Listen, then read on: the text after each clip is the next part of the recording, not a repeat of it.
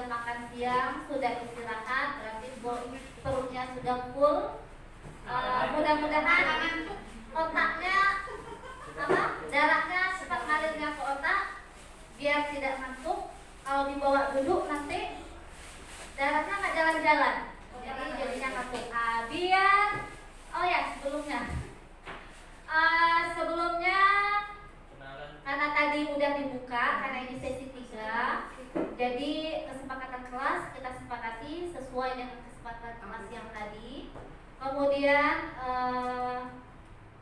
dengan mengucapkan Bismillahirrahmanirrahim, kita lanjutkan sesi sosialisasi dan pembahasan kita ini. Pada kali ini saya akan membawakan materi tentang budaya positif. Sebenarnya budaya positif ini kemarin sudah dibawakan atau sudah disampaikan oleh teman kita CGP Angkatan 1, tapi kali ini saya pemantapan materi lagi karena ada beberapa bagian itu yang diubah sesuai atau dilengkapi dari angkatan sebelumnya. Saya lihat bandingkan antara materi angkatan 1 dengan materi angkatan 4 ada yang ditambahkan. Oke, mudah-mudahan materi yang saya sampaikan nanti itu bermanfaat bagi kita semua, karena materi ini adalah materi yang sangat kita butuhkan sehari-hari. Karena setiap hari kita akan menghadapi murid-murid kita akan berinteraksi dengan murid-murid kita, dan akan banyak hal-hal yang kita temui dalam interaksi tersebut. Baiklah, karena tadi udah makan siang, seperti yang saya bilang, biar darahnya mengalir ke otak dan tidak ngantuk jadinya karena perut sudah kenyang. Terlebih dahulu kita ice breaking. Silakan Bapak Ibu semuanya stand up. Stand up please. Oke, silakan dicari posisi yang nyaman, yang bisa geser-geser, yang bisa putar-putar, karena kita mau putar mau geser ya. Jangan pula kepalanya ngantuk nanti ke meja. Are you ready? Yes, ready. Oke. Semangat ya.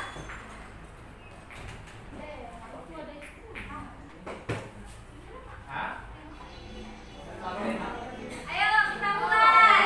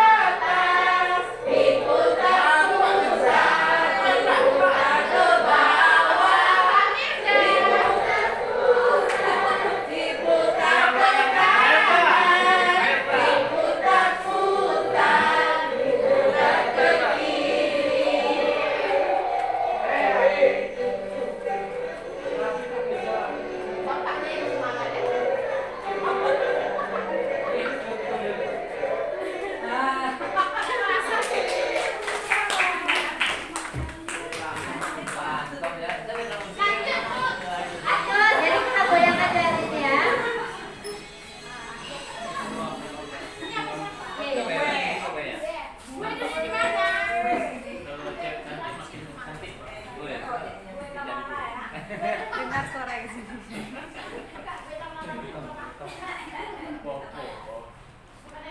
Senarnya mana? Skenario dia matahari. Oke Bapak Ibu, alhamdulillah kita sudah melakukan ice breaking. Mudah-mudahan dengan ice breaking tadi agak seger ya, walaupun agak ngos-ngosan gitu. Tapi mudah-mudahan ya, panas menandakan darah kita sudah mengalir, kita bisa lebih otaknya bisa berpikir lebih lancar lagi. Oke, kita masuk ke materi seperti yang saya sampaikan tadi. Materi yang akan saya bawakan itu adalah mengenai budaya positif di sekolah.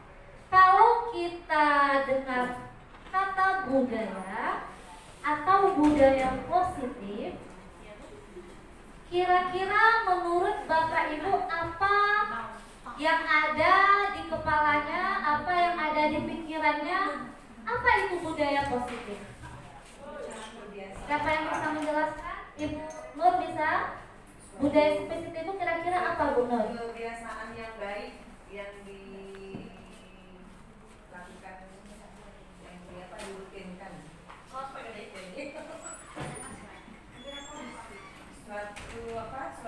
Sesuatu yang positif yang selalu dibiasakan.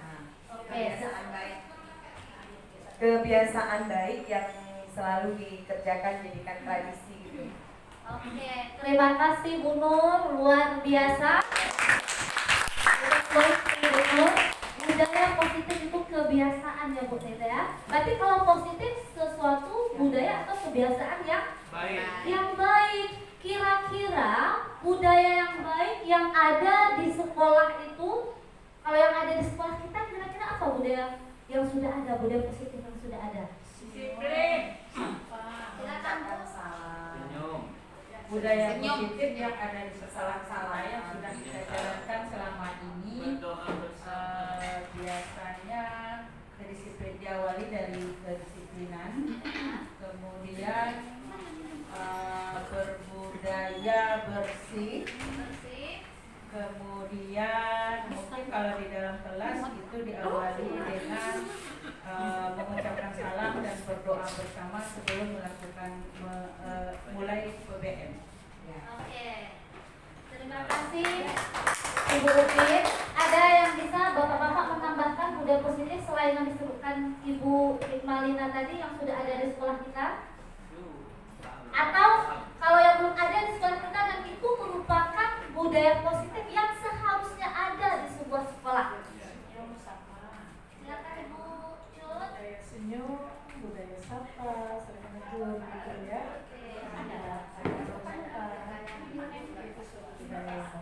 Oke, terima kasih. Luar biasa. Berarti Bapak Ibu semuanya sudah memahami apa itu budaya positif dan apa-apa saja budaya positif yang sudah ada di sekolah kita dan seharusnya apa budaya positif yang harus kita tetapkan. Budaya positif ini seharusnya ini adalah sesuatu yang diturunkan dari visi dan misi sekolah. Jadi nanti bagaimana visi dan misi sekolah itu tercapai itu dengan menetapkan budaya positif yang sesuai dengan visi dan misi sekolah. Oke.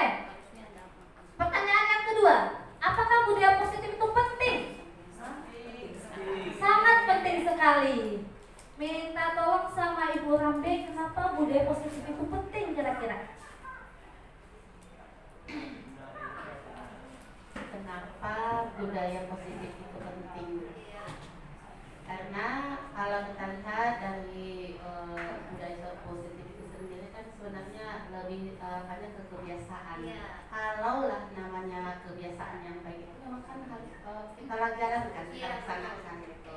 Nah, mungkin budaya yang positif ini kalau kita katakan penting karena ini akan membentuk karakter kita nanti. Kalau menurut saya seperti itu. Yes.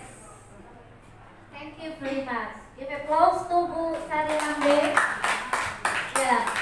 Kenapa penting budaya positif itu? Karena budaya berarti kebiasaan. Kebiasaan berarti karakter.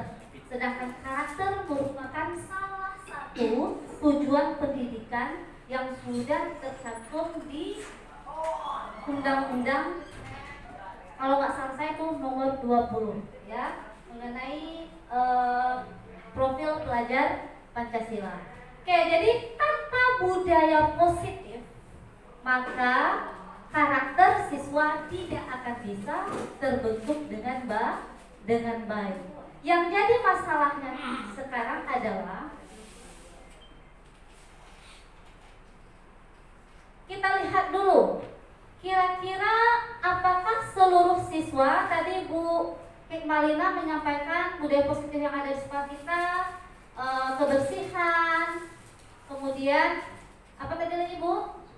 Disiplin, kemudian kata bucut, beramah tamah, gitu ya. Kira-kira apakah seluruh siswa sudah menjalankan budaya positif tersebut? Belum. Oke, belum.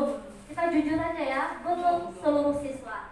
Kalaupun sudah sampai 50% kira-kira? 50% sudah gitu ya. Tetapi yang namanya pendidikan tentu ingin selalu ada kemajuan. Sekarang budaya positif yang sudah kita pahami tadi, kita lihat gimana budaya positif itu rasanya anak-anak ini untuk menetapkan budaya positif tersebut, misalnya tentang kedisiplinan, harus pakai baju seragam. Kalau anak nggak pakai baju seragam, kan kita hukum, gitu ya. Salah satunya kita apakan anak yang nggak pakai baju seragam biasanya? Ditegur. Terus diapakan lagi Bu Putri?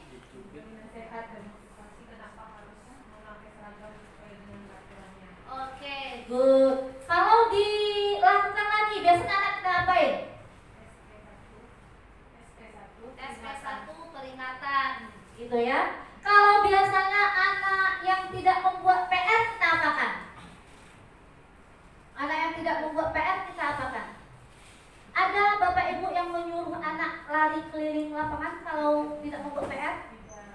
Tidak, alhamdulillah. Ada Bapak Ibu yang menyuruh anak berdiri di depan kelas kalau tidak membuat PR? Tidak ada, alhamdulillah. Oke, kita lihat sebelum kita masuk lebih lanjut bagaimana cara menerapkan budaya positif di sebuah sekolah. Kita lihat dulu paradigma yang ada. Paradigma yang banyak sekarang kita jalankan itu adalah paradigma stimulus respon. Sedangkan menurut materi yang saya pelajari itu seharusnya kita menggunakan teori kontrol, ya, teori kontrol bukan stimulus respon. Apa perbedaannya? Yang pertama, realitas kebutuhan kita sama. Sedangkan menurut teori kontrol bahwa kebutuhan setiap kita itu berbeda-beda. Tidak sama kebutuhan A dengan kebutuhan B. Yang kedua, semua orang melihat hal yang sama. Itu menurut teori stimulus respon. Sedangkan menurut teori kontrol, setiap orang itu memiliki gambaran berbeda-beda. Menurut Bu Cut pandangannya seperti ini. Menurut Bu Putri pandangannya seperti ini. Menurut Bu Sari memandang sesuatu itu dari sudut ini. Kemudian yang ketiga, kita mencoba mengubah orang agar berpandangan sama dengan kita. Ini yang terjadi di stimulus respon. Kita berharap orang berpandangan sama dengan kita. Ya, sedangkan menurut teori kontrol, kita berusaha memahami pandangan orang lain tentang dunia. Tapi menurut teori kontrol, seharusnya kita yang harus mengerti orang lain, tidak hanya kita yang harus dimengerti oleh orang lain. Yang keempat, perilaku buruk dilihat sebagai suatu kesalahan. Itu stimulus respon. Sedangkan teori kontrol, semua perilaku manusia memiliki tujuan. Baik itu buruk maupun itu adalah perilaku baik. Contohnya saja, ada orang yang mencuri karena tidak punya uang, berarti ada alasan perilakunya. Jadi memang perilakunya buruk, tetapi di balik itu ada alasannya atau motivasinya. Nanti berhubungan dengan materi berikutnya. Kemudian orang lain bisa mengontrol saya. Itu menurut stimulus respon. Sedangkan menurut teori kontrol, hanya Anda yang bisa mengontrol diri Anda. Berikutnya, pemaksaan ada pada saat bujukan gagal.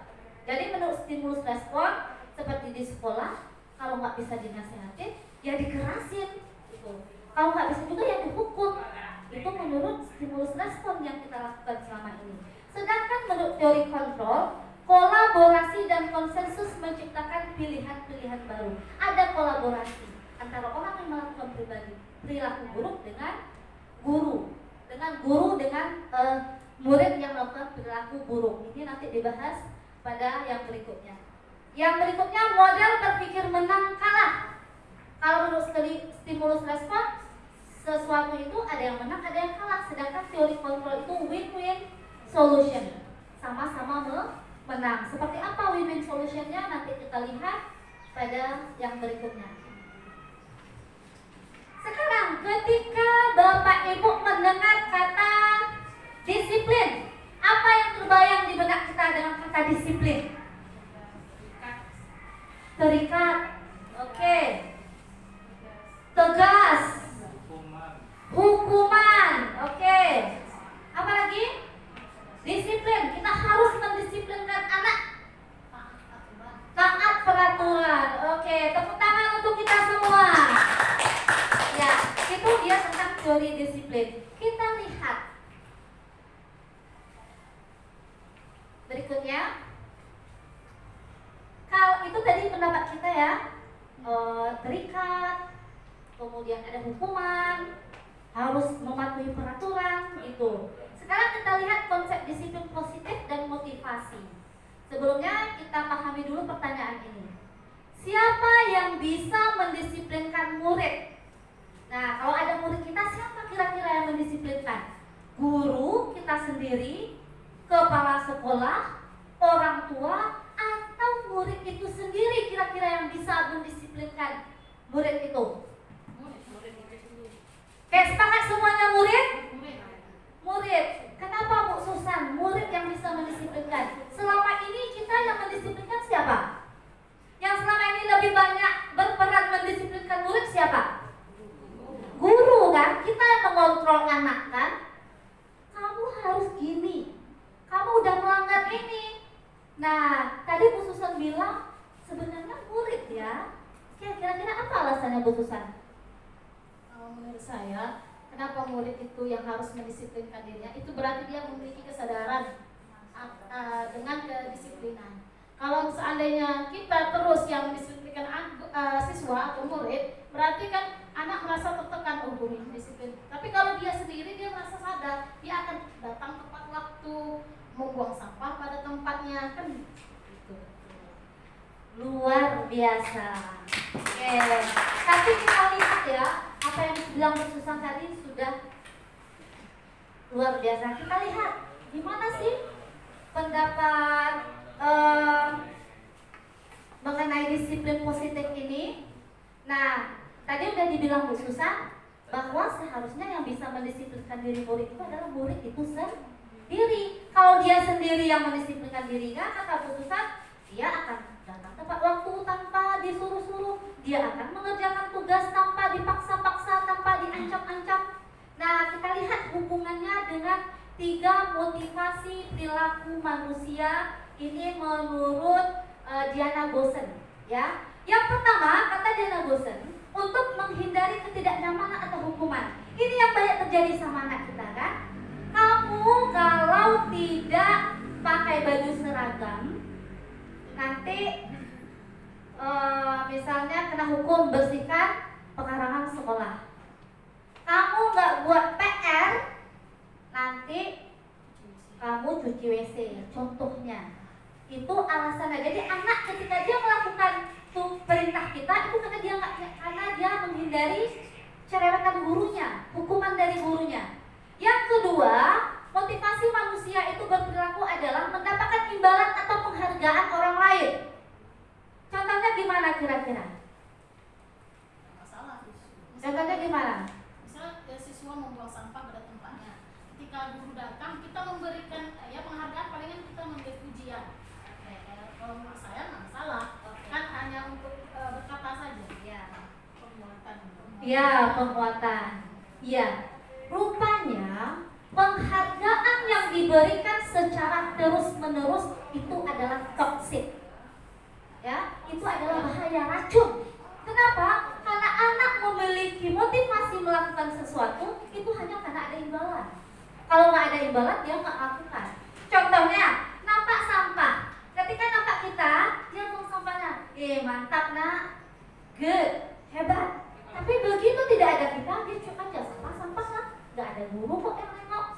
Lihat saya lakukan. Jadi rupanya penghargaan itu boleh kita lakukan, tapi sekali-sekali, tidak harus terus-menerus. Contohnya juga memberikan hadiah kepada anak. Selalu kita memberikan hadiah kepada anak juga tidak bagus, karena itu akan menjadi racun dalam diri anak itu sendiri. Yang ketiga, perilaku alasannya manusia, motivasi manusia itu adalah menjadi orang yang mereka inginkan dan menghargai diri sendiri dengan nilai-nilai yang mereka percaya. Inilah yang kita harapkan akan dimiliki oleh anak-anak kita. Seperti yang disampaikan oleh Menteri Pendidikan Mas Nadiem, yang diharapkan itu adalah merdeka belajar. Merdeka belajar itu di sini. Ketika siswa sudah lepas dari aturan-aturan, tapi mereka mengatur diri mereka sendiri, di sanalah manusia itu baru bisa dikatakan merdeka.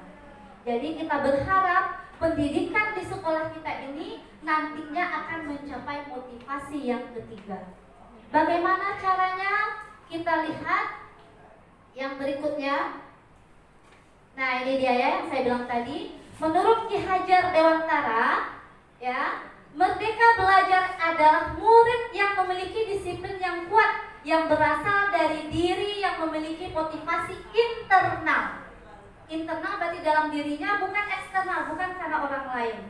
Dalam bahasa Jawa dia bilang, merdeka iku jawabnya Nora mung lepasin pangreh nging uga kuat kuaso aman diri priyangga. Merdeka itu artinya tidak hanya terlepas dari perintah, akan tetapi juga cakap buat memerintah diri sendiri.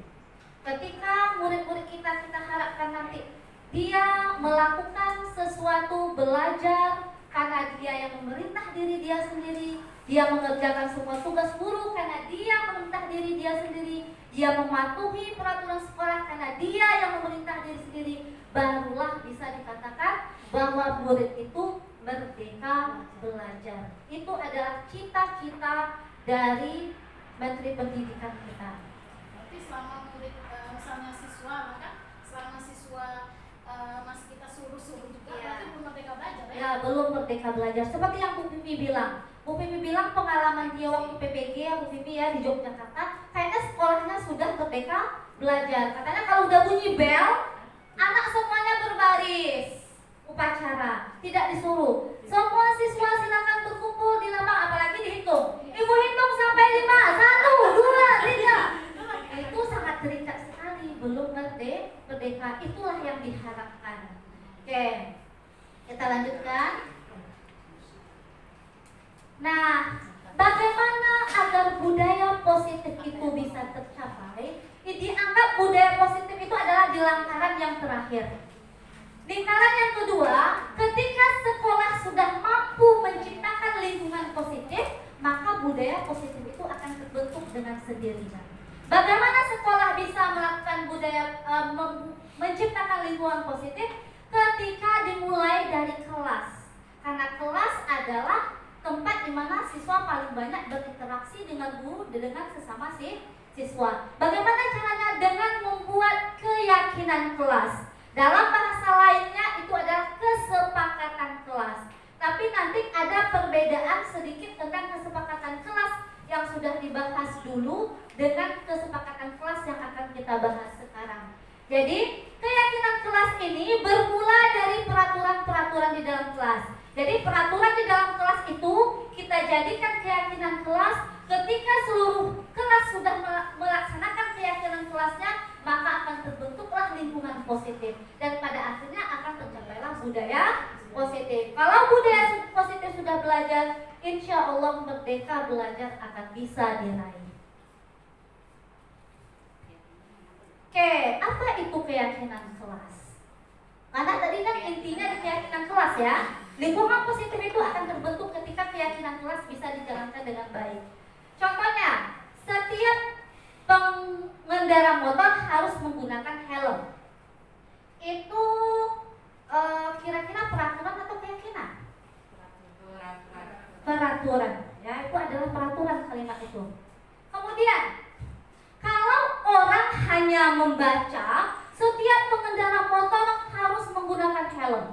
jika tidak kena denda 50.000 atau kena tilang, gitu ya. Kira-kira si pengendara motor itu akan memakai helm. Kenapa? Nah, takut duitnya hilang. Nah, tetapi jika pertanyaan kedua kita tanyakan kepada dia, mengapa setiap pengendara motor harus menggunakan helm? Demi keselamatan. Good, keselamatan kepalanya ya Bu Nur ya. Kalau dia jatuh kepalanya pecah. Nah, kalau seluruh pengendara motor meyakini nilai keselamatan tersebut, maka baik ada polisi maupun tidak ada polisi, dia akan memakai helm. Itulah konsep dari keyakinan kelas. Oke, kita lihat berikutnya. Nah, mari kita analisa peraturan berikut. Oke, tadi nilainya adalah nilai keselamatan. Peraturannya adalah seluruh pengendara harus pakai helm. Nilai yang harus diyakini oleh pengendara adalah nilai keselamatan. Ini ada peraturan-peraturan yang biasa digunakan di sekolah. Setiap siswa harus hadir 10 menit sebelum pembelajaran dimulai. Kira-kira nilai apa yang ada di kalimat ini? Disiplin. Oke, bagus sekali. Disiplin. Nah, jadi kalau yang kedua kita lihat dulu. Setiap murid harus mengerjakan tugas-tugas yang diberikan oleh guru. Nilai apa yang ada? Tanggung jawab. Yang ketiga, setiap murid tidak boleh membuli kawan yang lain. Menghargai dan menghormati orang lain. Jadi, ini adalah peraturan sekolah. Biasanya peraturan sekolah bunyinya kan seperti ini. Maka diharapkan bagaimana, jadi anak-anak itu hanya mengetahui oh itu peraturan. Sedangkan diharapkan agar anak-anak memiliki motivasi internal, dia terlebih dahulu harus mengetahui nilai apa nih yang ada di peraturan ini, sehingga saya harus melakukannya. Kalau anak tahu, oh peraturan ini akan menjadikan saya pribadi yang disiplin, peraturan ini akan menjadikan saya orang yang menghargai orang lain, maka insya Allah ketika dia sudah tahu nilai-nilai keyakinan tersebut, maka dia akan lebih lebih ringan, lebih lambat untuk mematuhi peraturan-peraturan yang ada di sekolah. Oke. Berikutnya saya sudah melakukan aksi nyata untuk membuat kesepakatan kelas ya. Saya coba untuk mengaplikasikan ilmu yang saya dapat bahwa kita berusaha di dalam kelas itu untuk membuat keyakinan kelas.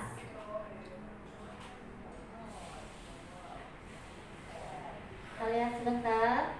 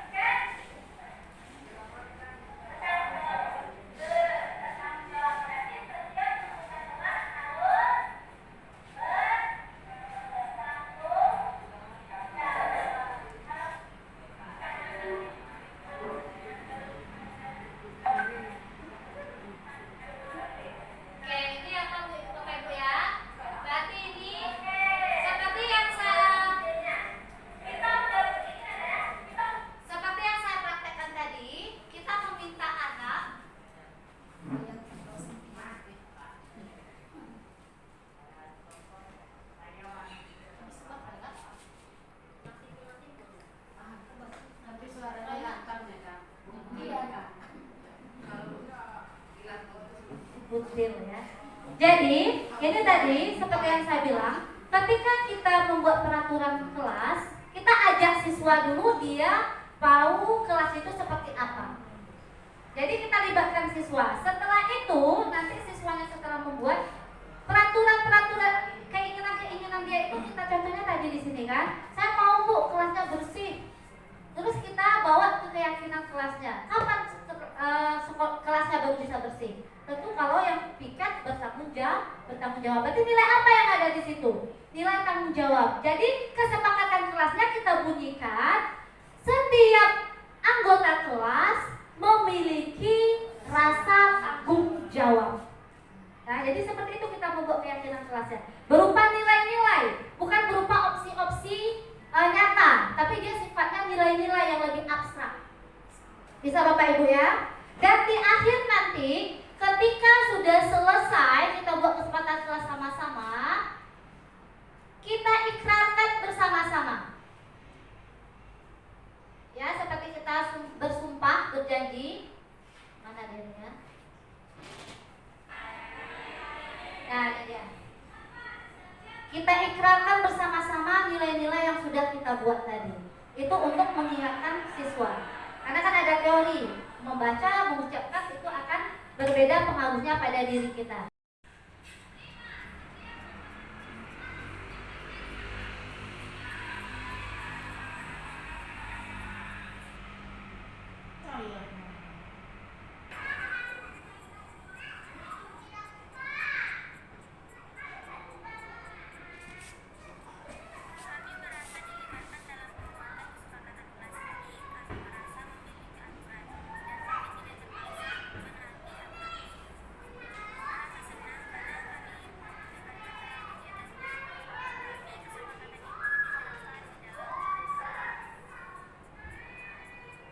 Setelah itu terakhir nanti kita jadikan kesepakatan kelas itu dalam bentuk tertulis. Kita minta siswa secara sukarela 1 orang untuk menuliskannya dalam kertas, diketik yang cantik, dibuat poster atau seperti apa. Nanti kita bagikan kepada masing-masing siswa. Kita minta dia kalau kesepakatan kelas itu ditempel di kelas. Kalau dia kesepakatan dengan guru mapel, kita suruh dia mengheader atau menempelnya di buku pelajaran mata pelajaran kita. Itu hubungannya nanti ketika anak melanggar nilai tersebut, itu bisa kita jadikan acuannya. Itu nanti ada pada materi segitiga revisi. Oke, sampai di sini ada pertanyaan tentang keyakinan kelas?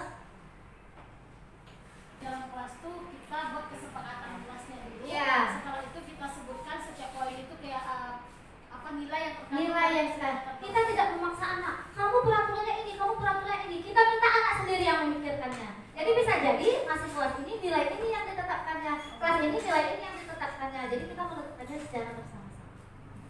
Oke, berikutnya.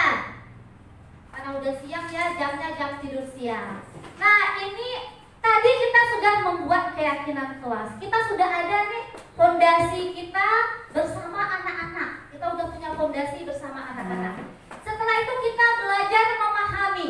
Seperti yang dibilang teori kontrol tadi, bahwa setiap perilaku itu ada tujuan. Baik perilaku baik maupun perilaku buruk pasti ada tujuannya. Tujuannya didasarkan kepada 5 kebutuhan dasar manusia yang disampaikan oleh Dr. William Glasser. Yang pertama katanya ini yang kecil ini, bisa dibaca Bapak Ibu?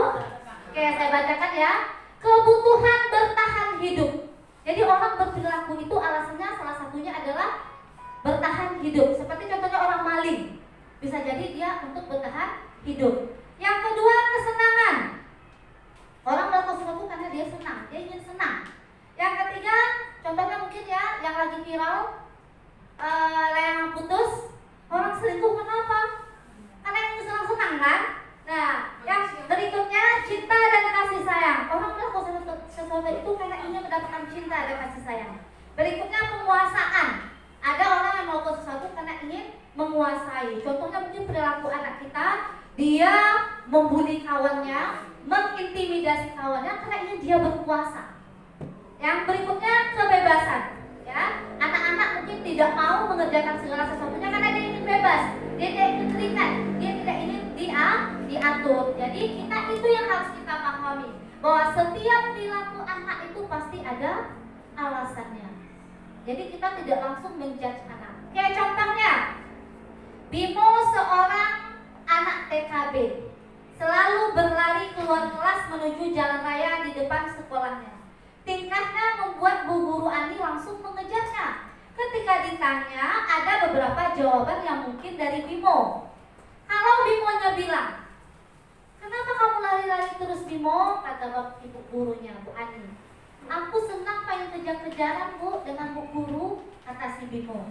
Kalau itu jawaban Bimo, kira-kira apa yang mendasari si Bimo melakukan tindakan itu? Apakah karena kesenangan, kebebasan, cinta dan kasih sayang, atau bertahan hidup serta penguasaan? Yang mana kira-kira?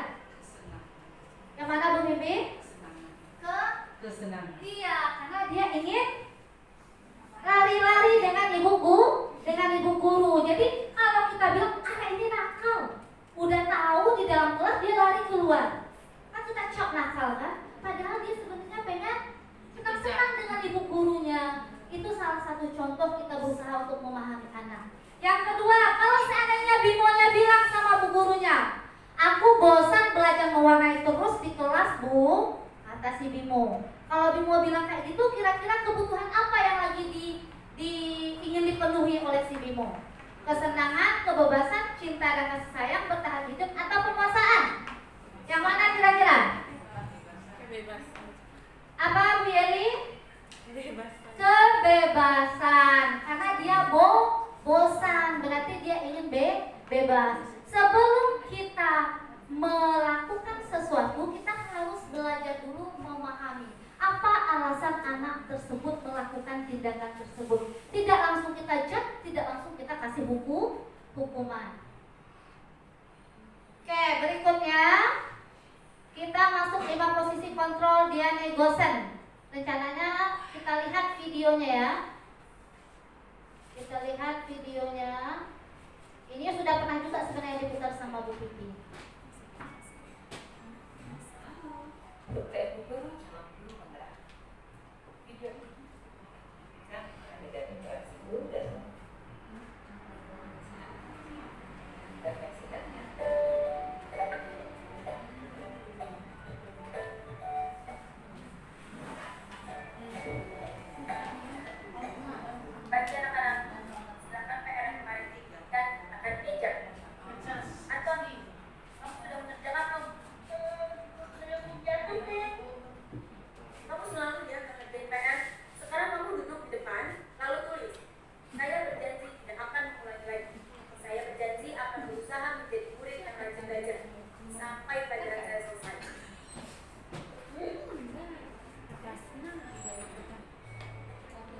Pagi anak-anak, hari ini ada tugas, ada yang dikerjakan. Anton, kamu sudah kerjakan. Kamu mau jadi apa?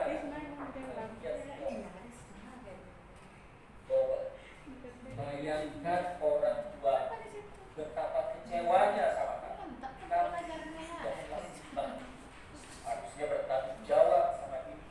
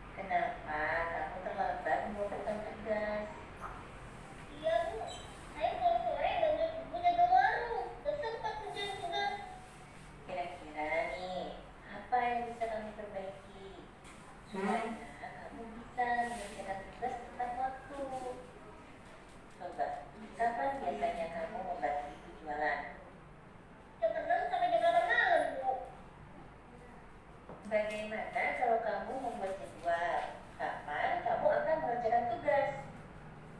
Oh gitu ya Bu. Coba deh Bu. Terima kasih Bu. Oke, Bapak Ibu. Tadi ada 5 video dengan macam-macam karakter guru. Kira-kira murid sukanya sama guru yang mana nih? Yang nomor mana nih? 3 dan 5. Di mana gurunya cuman boleh terlambat. Oke. Besok jangan ulang lagi. Jadi kurang ada konsekuensi di sana ya. Oke, maaf Pak Ibu. Tapi anak-anak suka ya. Tapi tidak ada klasternya kan? Iya, oke kita lihat apa kata para pakar mengenai ini. 5 posisi kontrol tersebut, yang pertama itu sebagai penghukum. Contohnya, yang itu tadi, yang nomor berapa tadi yang menghukum? 1. Nomor 1. Membuat orang merasa bersalah yang mana? Nomor 2 itu biasanya gurunya ceramah panjang lebar. Kamu gak sayang sama orang tuamu? Udah capek pakai duit, udah ini, udah itu, mau gak? Membuat orang merasa bersalah. Yang ketiga sebagai teman. Yang mana di video tadi yang sebagai teman? Ya, yang tadi yang mana dibilangnya tadi Bu?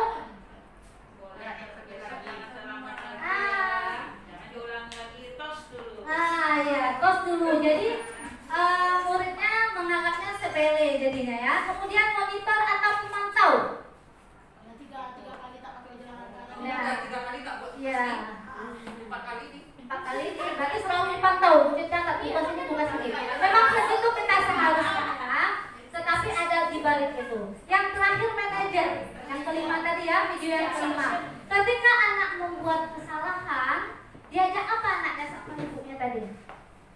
Mencari solusinya. Oke, apa Bu Imalina? Diajak mencari solusi gimana yang terbaik supaya anak itu bisa mengerjakan tanggung jawabnya. Itu tadi kita yakini dulu bahwa anak ini terlambat pasti punya alasan. Mungkin alasannya malas, mungkin alasannya bantu orang tua gitu kan. Jadi ada alasannya. Itu yang harus pertama kali kita cari di anak. Apa alasan anak melakukan perilaku tersebut. Kemudian setelah itu kita berkolaborasi seperti teori kontrol tadi. Kita berkolaborasi dengan anak mencari solusi. Ya, kadang anak di usia-usia itu dia nggak kepikiran. Kita guru yang mengarahkan, tapi kita tahu dulu alasannya. Maka diharapkan kita sebagai guru agar mampu membuat budaya positif. Kita harus mulai dengan menjadi manajer bagi murid-murid kita. Kemudian boleh nggak kita kasih hukuman ke anak? Nah ini dia. Menurut Pak Mirza, kira-kira boleh nggak ya kita kasih hukuman ke anak? Boleh. Assalamualaikum warahmatullahi wabarakatuh. Waalaikumsalam warahmatullahi wabarakatuh. Kalau menurut saya, seorang guru memberi hukuman kepada siswa itu boleh-boleh saja. Oke. Ya, itu tergantung kepada kesalahannya. Ya, contohnya? Contohnya di dalam PBM atau Terserah Pak, boleh apa saja. kalau saya dulu misalnya anak dia disuruh buat PR ya kan? Ya. Nah, dibuatnya misal kita kasihkan PR itu 10 soal. Ya. Dibuatnya hanya mungkin 5 buah. Ya. Yang lebihnya 5 itu. Oke. Nah, itu sih saya suruh anak tersebut ada hukuman lainnya itu. Apa contohnya Pak hukumannya? Ya, misalnya suruh menghafal kali-kali. Menghafal kali-kali. Iya. Oke. Tugas yang 5 lagi disuruh kerjakan nggak? Harus. Harus. Oke. Terima kasih Pak Mirza. Tepuk tangan untuk Pak Mirza. Ya. Yang dilakukan oleh Pak Mirza tadi itu sudah sesuai dengan arahan yang ada. Yang diberikan Pak Mirza bukan hukuman, tapi yang diberikan Pak Mirza adalah konsekuensi. Ketika kita melakukan suatu tindakan, maka kita harus bertanggung jawab dengan tindakan yang kita berikan. Itu yang kita ajarkan ke anak. Anak nggak buat PR cuma 5 dikerjakan, kita suruh dia mengerjakan 5 lagi. Berarti itu kan konsekuensi. Yang tidak boleh itu hukuman. Anak terlambat, orang upacara nih. Orang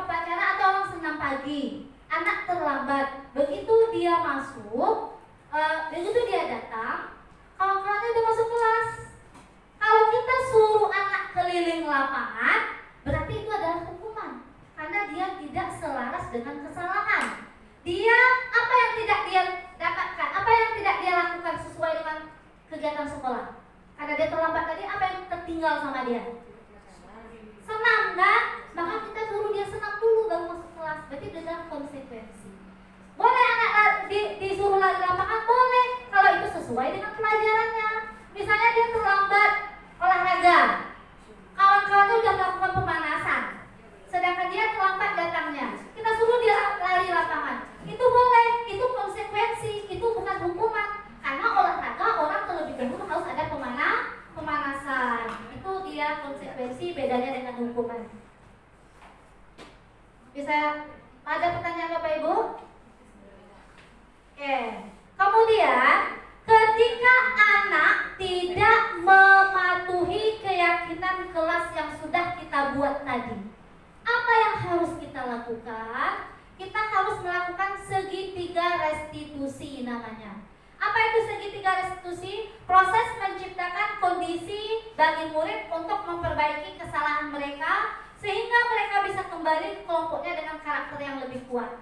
Atau menurut Chelson, proses kolaboratif yang mengajarkan murid untuk mencari solusi untuk masalahnya, membantu murid berpikir tentang orang seperti apa yang mereka inginkan dan bagaimana harus memperlakukan orang lain.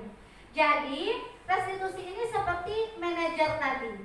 Dia bertanya dulu kepada siswanya kan, kenapa kamu terlambat? Terus gimana caranya kira-kira biar kamu tidak terlambat? Gitu.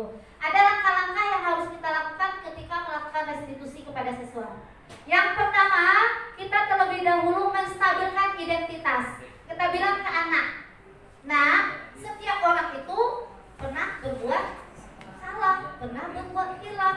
Berarti kita tidak memojokkan anak di sana, tapi kita mengajak anak supaya dia mau terbuka kepada kita. Yang kedua, setelah itu kita validasi tindakan yang salahnya apa. Contohnya anak tidak buat PR. Jadi kita bilang sama anak, ibu tahu, mungkin kamu di rumah banyak kerjaan. Berarti itu kita menstabilkan. Jadi kita tidak menjadi anak. Dengan begitu anak, oh ibu ini dia menghargai saya. Kemudian kita tanya, kenapa kamu nggak buat PR?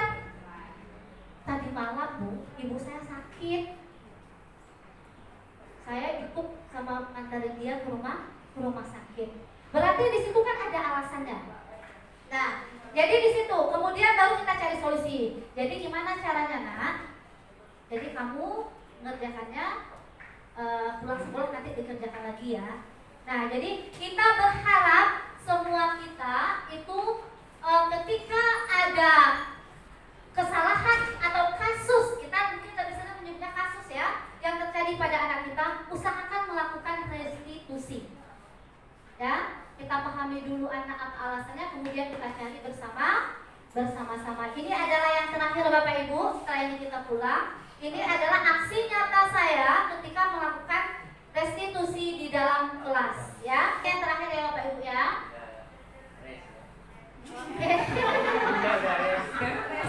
Minyak beres.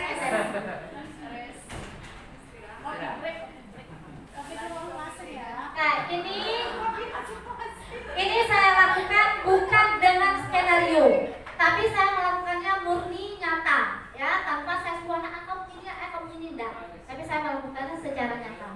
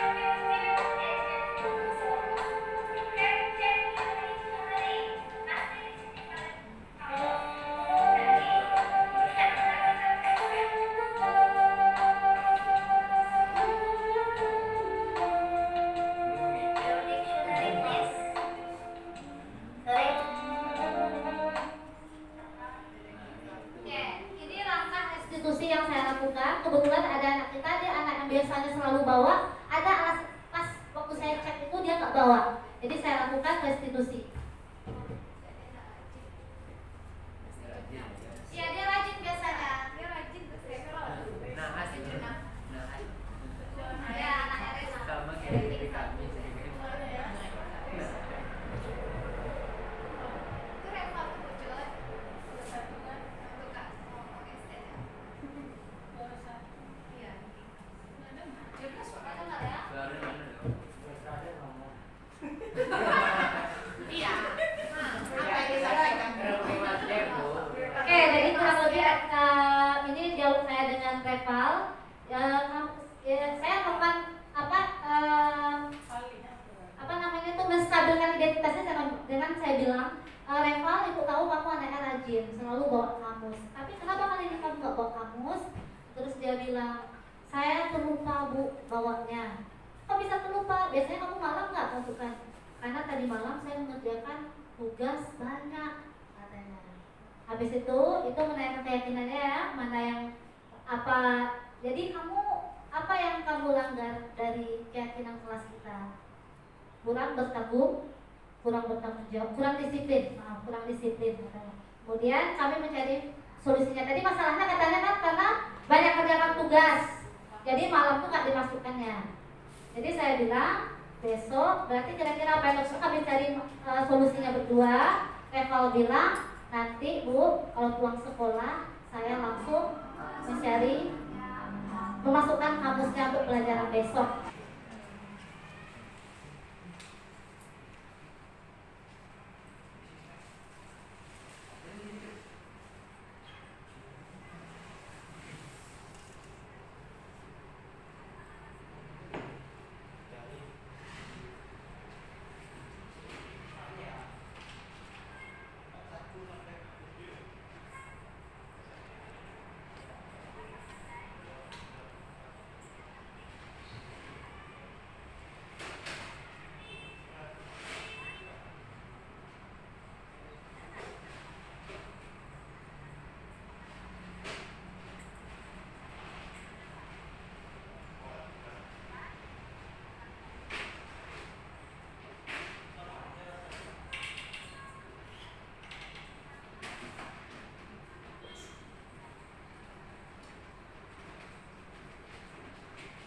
Oke, ini contohnya ya.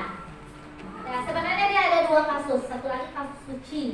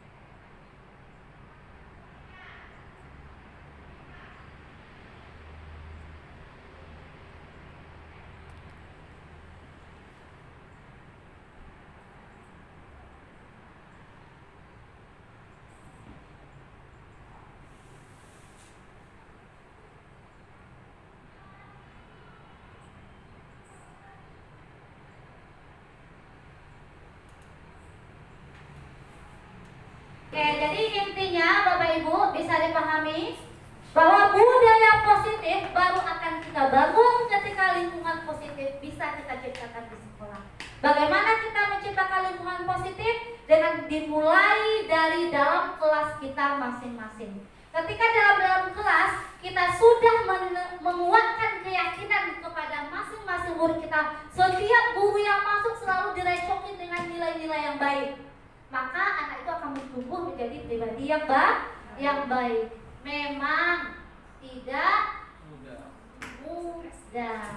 Oke, saya tutup dengan kata-kata ini. Membangun budaya positif tidak semudah membalikkan telapak tangan, tapi kita harus memulai dan optimis. Jika tidak bisa sebulan, setahun, jika tak bisa setahun, 2, 3, 4, 5 tahun dan seterusnya, setidaknya kita sudah berbuat. Biar Allah yang membalas setiap niat baik dan usaha kita. Ya, itu buat kita hari ini. Jadi semuanya dimulai dari diri kita masing-masing. Nabi Muhammad saja yang maksum tidak bisa membuat setiap orang menjadi bertakwa, apalagi kita yang penuh dengan dosa-dosa. Jadi tugas kita hanya memulai dan berbuat. Sekian, terima kasih sudah diambil waktu tidur siangnya. Assalamualaikum warahmatullahi wabarakatuh. Disilakan kembali kepada Ibu Siti. Terima kasih Abdul untuk mengenal.